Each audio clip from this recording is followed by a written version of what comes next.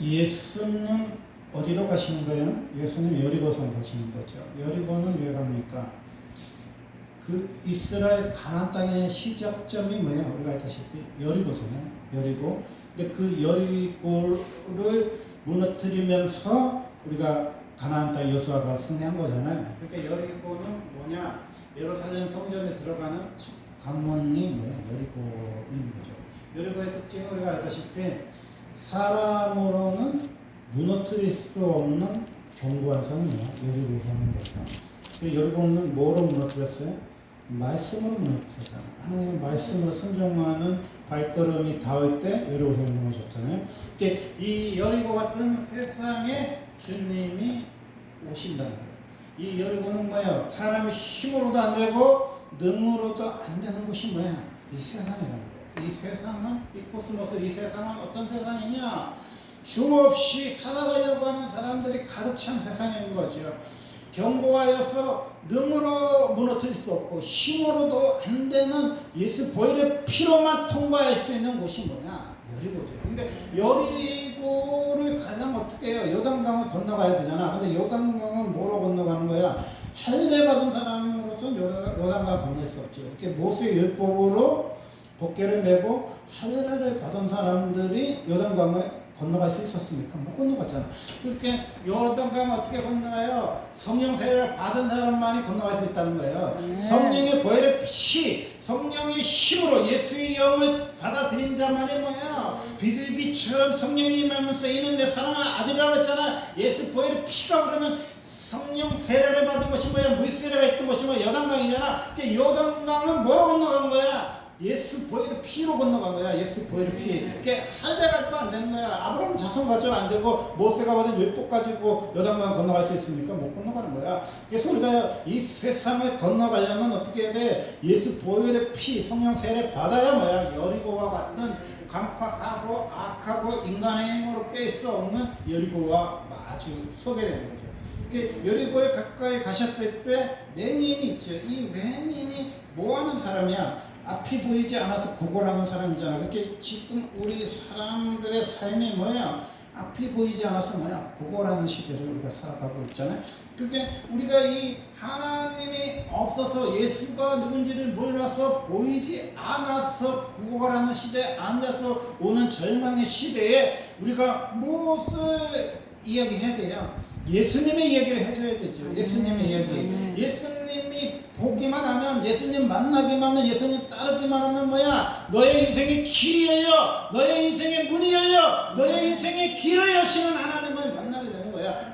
구원의 몸을 통과하면 뭐야? 네가 심지 않는 가난산을 차지하는 거야. 네가 하지 않는 우물을 차지하는 거야. 네가 쌓지 않는 성읍에서 살게 되는 거야.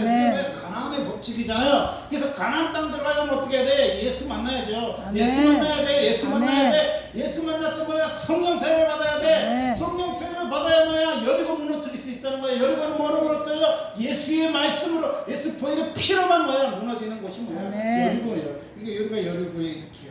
앉아서 구걸을 하고 있죠. 두 번째로 예수께서 지나가시다가 37절로 지나가시죠. 지나가는데 이 누가복음 19장 1절에 보니까 예수께서 여리고에 들어가 지나가시더라. 이렇게 여리고에 들어갔을 때 누가 만났어요? 우리가 아다시피 19장에 학교 만나잖아요. 마태복음 9장 19절에 보니까 예수께서 일어나 따라가시며 제자들이 가더니 아멘. 예수님이 야이로의 딸이 죽어간다는 얘기를 듣고 예수님이 길을 가실 때 누구를 만납니까? 혈혈증 여인을 만나잖아요. 그래서 우리가 뭐야? 다시 예수님을 멈춰서야 돼.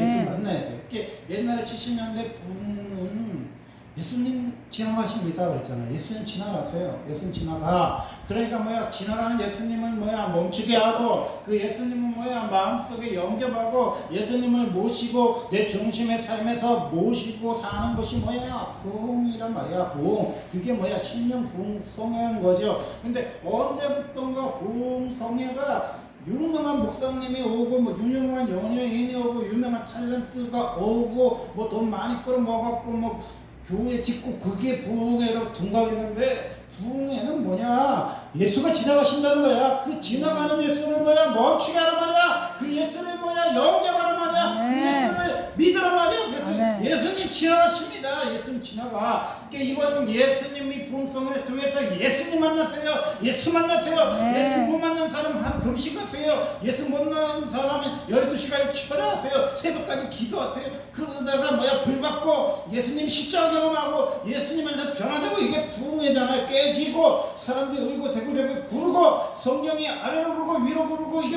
부흥의 역사잖아요. 근데 우리가 어느 순간부터 지나가는 예수님을 빨리 쳐다보는 거지. 지나가는 예수님과 아무 상관없어지는 거지. 그래서 우리가 일어나서 이 따라가시는 예수님처럼 이 혈중한 여인을 위해서 앉아 계시다가 따라서 가실 때 그 예수님은 멈춰야지. 혈중한 여인이 죽고 가는 사람 살리는 것보다 더 급한 일이 뭐가 있어? 더 급한 일이 있지. 내 문제지. 그 사람 죽든 사는 것도 중요하지만 나도 예수님 안 만나면 이 혈중 문제가 해결이 안 되잖아. 그래서 예수님 멈춘 거야. 아멘. 예수님을 멈출 수 있는 사람은 누굽니까? 예수의 능력이 다하는 사람은 아멘. 예수님의 애절함과 간절. 예수님은 내가 만나지 않으면 살 수 없는 사람만이 예수님을 멈추게 할 수 있어. 그래서 예수님께서 우리에게 복음을 주셨다. 아멘. 복음을 주셨어. 그래서 우리가 매년 같은 인생, 때로는 삭개오 같은 인생, 때로는 혈중 같은 여인들이 뭐해야 돼? 들어야 복음이 예수님의 이야기입니다. 예수님 사랑의 이야기야. 세 번째로 보니까 외쳐 이르되 자기의 사선 예수여 나를 불쌍히 여기소서 하오늘. 아멘. 우리가 불쌍합니까? 우리가 불쌍해? 뭐가 불쌍합니까? 예수가 없어서 불쌍하다는 거야. 예수 없어 불쌍해. 예수가 없어요. 누가복음 17장 23절에 그 사람이 큰 부자이므로 이 말씀을 듣고 심히 근심하더라. 예수께서 그를 보시고 이르시되 재물이 있는 자는 하나님의 나라에 들어가기가 얼마나 어려운지 낙타가 바늘귀로 들어가는 것이 부자가 하나님 나라에 들어가는 것보다 쉬우니라 하시니. 아멘.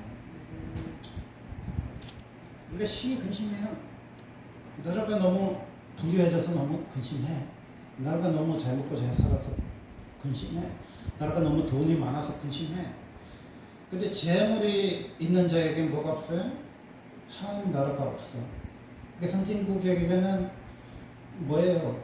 잘 사는 나라에게 뭐가 없어요? 하나님 나라가 없는 거야. 천국의 문이 닫힌 거야. 미국도 그렇고 유럽도 그렇고 영국도 그렇고 나타나는 현상이 뭡니까? 하나님을 찾는 자도 없고 하나님을 만나려고 하는 사람도 없고 하나님 앞에 예배자도 없는 곳이 뭐예요? 돈이 많은 나라의 특징인 거죠. 세상의 풍요가 예수의 은혜를 돕는 시대. 예수님이 가시는 곳마다 기적이 일어났잖아요. 그래서 배고픔이 해결했잖아요. 근데 어병리의 기적이 아니어도 배고픔이 해결하면 나타나는 현상이 뭐야? 예수가 필요 없는 거죠. 예수를 억지로 잡아갖고 왕을 세우려고 하지 않는 거죠. 배가 부르니까.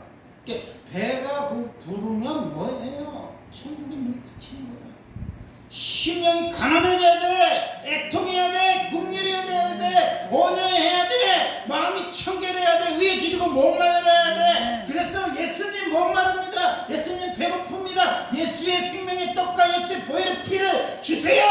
우리 대한민국이 심령이 가난한 나라인데 유신력으로 부유해지니까 이제는 교회도 필요 없고 예수도 필요 없는 거예요. 예수를 믿지 않아? 대학생들이 예수를 믿지 않아요? 대학교에서 전도를 못하더라고요. 요새. 왜 전도를 못하냐? 잡상인이 와서 그렇다고 그 사람들이 얘기하는데 허가 받은 사람만 대학교에서 전도를 할 수 있대요.